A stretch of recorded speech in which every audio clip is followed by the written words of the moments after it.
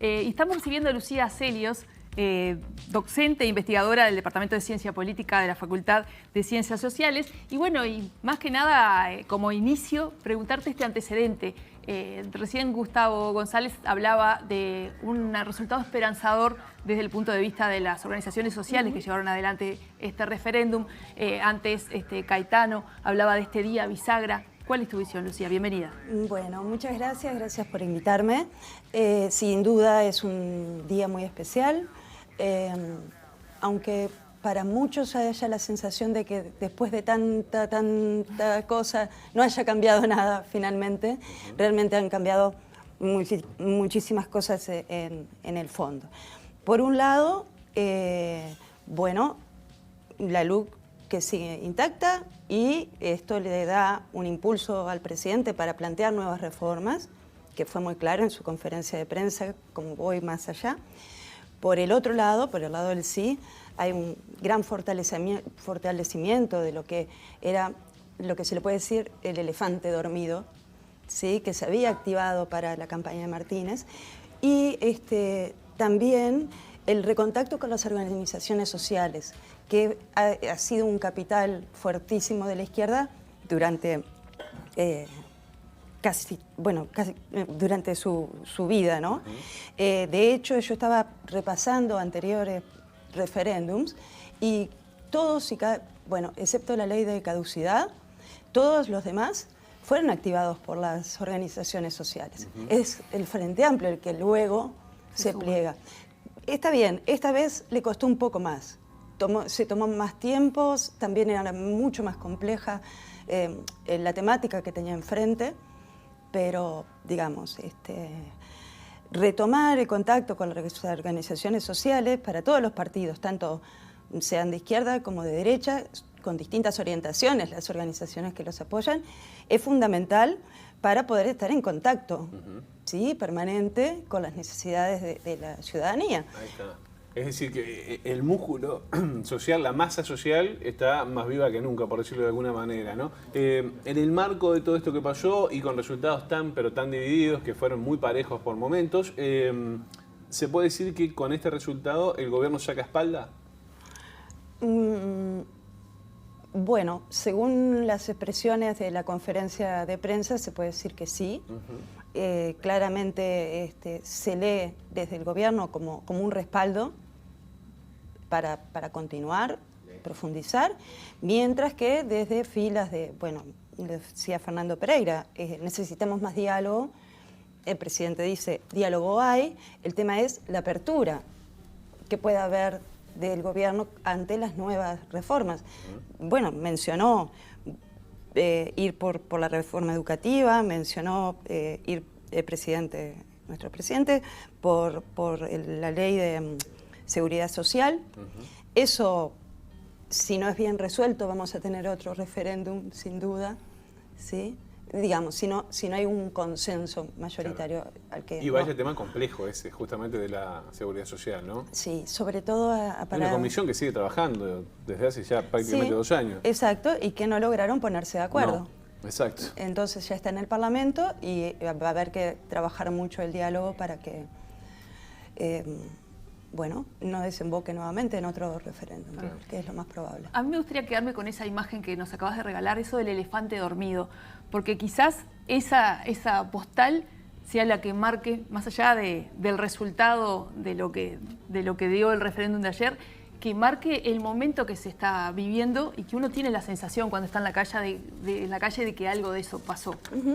Y también hay otra novedad que creo que no había pasado, que en el caso del Frente Amplio y las organizaciones sociales sí que se puede hablar, sobre todo del Frente Amplio, del elefante dormido.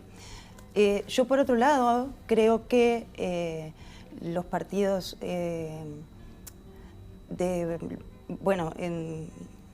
ahora en el gobierno han aprendido también de la movilización en la calle, bueno, no era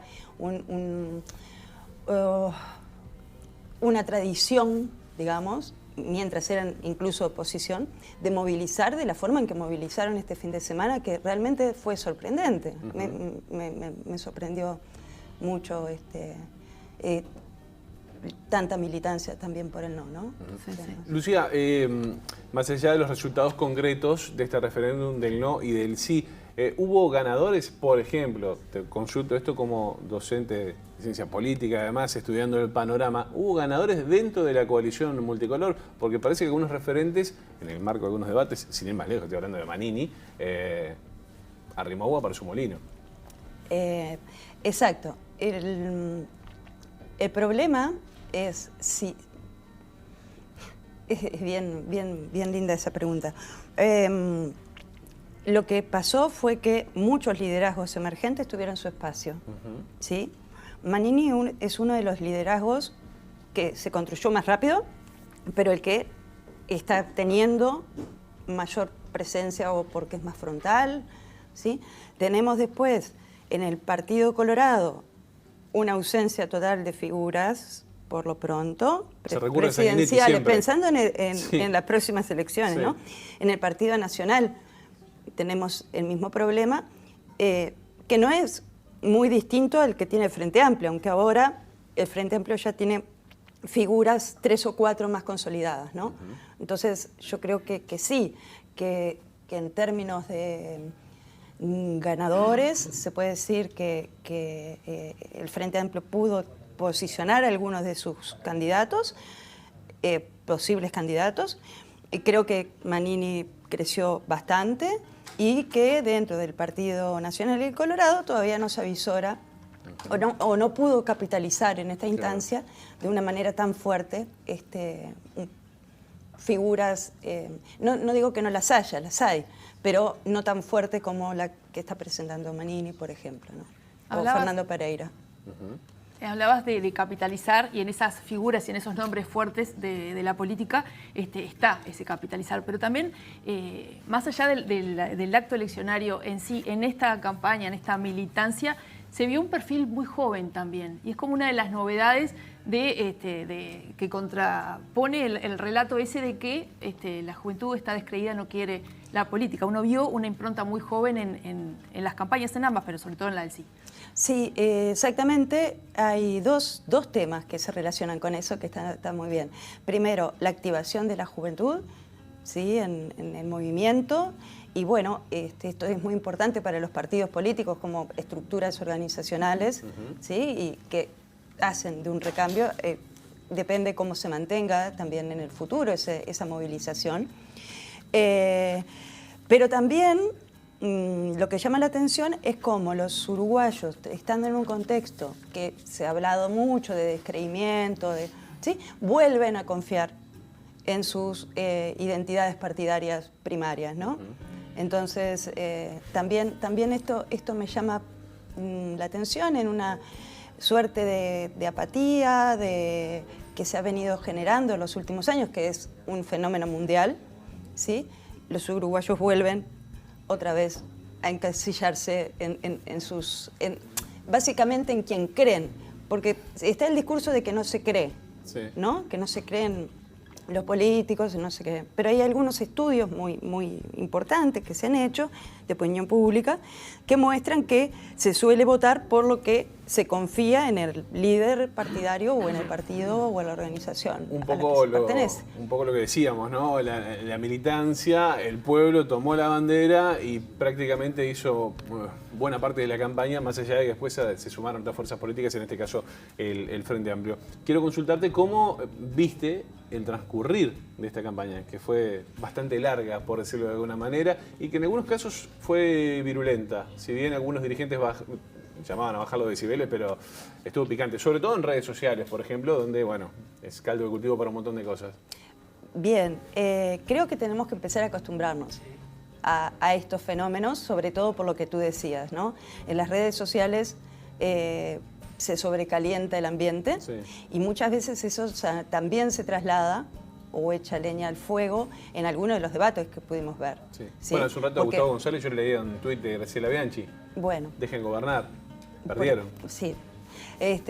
Y bueno, a ver, las redes sociales es la expresión de la ciudadanía, por lo tanto no es raro que algunos políticos quieran capitalizar esas opiniones también como bandera propia, porque bueno, de eso se trata la democracia representativa, ¿no? Sí, Sí, perdón. vos hablabas de expresiones, no, yo sé que nos quedan pocos minutos, pero vos hablabas de expresiones. Y una cosa que llamó la atención en este escrutinio fue la cantidad de votos anulados. Y me gustaría saber cómo se analiza desde la política académica, porque desde afuera pareció como que la gente sabía, en una campaña en la que hubo este cuestionamiento de la desinformación, y que de hecho parte de las campañas fue informar a la gente sobre un costado u otro de la ley, hubo mucha gente que tomó la opción de no participar sabiendo, porque son unos 70.000, 80.000 votos, ¿no? Sí. Que es un senador. Ujú. ¿No? Sí, bueno, de hecho recuerdo claramente que en el referéndum sobre el agua hubo un 5%, por ejemplo. El tema es que capaz que los referéndums no atraen tanto la camiseta muchas veces, ¿sí? Y tienden a ser complejos y bueno, la opción en general Aunque debería ser más fácil. Debería ser más fácil, Sí. pero en general sí se registran guarismos más altos de no participación. Bueno, sí de participación, sino del voto anulado. Otra cosa es el voto en blanco, ¿no?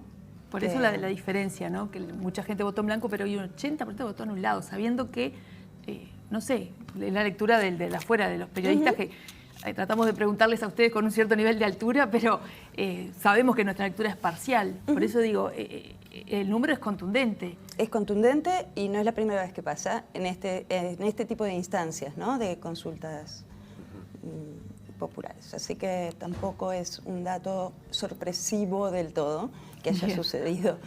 En el final, te quiero consultar, ¿qué te dejó a vos, como docente, investigadora de todos estos temas, esta campaña?